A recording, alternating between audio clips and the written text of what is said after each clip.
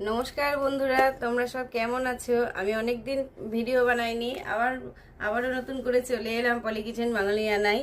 আজকে মঙ্গলবার, বৈশাখ মাসের লাস্ট মঙ্গলবার, ভাবলাম একটু সাবু মাখা বানাই। এখানে আমি সাবু নিয়ে নিয়েছি, এবার সাবুটা আমি মাখাবো। এখানে নারকেল কোড়া দিয়ে দেব, তারপরে এখানে কলা,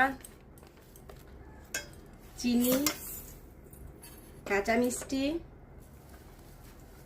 এখানে দুধ রেখেছিলাম, দুধটা দিয়ে নেব, আর কিছুটা পরিমাণ পাউডার দুধ।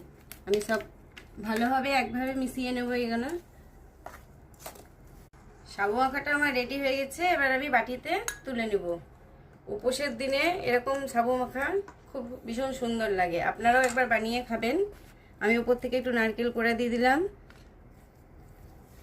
কাঁচা মিষ্টি, কিছুটা পরিমাণ কাজু, কিছুটা পরিমাণ আমুল দুধ,